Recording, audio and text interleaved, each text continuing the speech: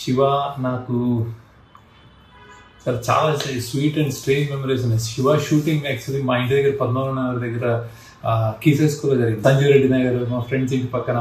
నాగార్జున వచ్చాడంటే సరే పెద్ద సినిమా అనుకున్నాను కానీ we never knew who Ram Gopal Varma అని. నేను క్రాస్ రోడ్స్లో చూశాను.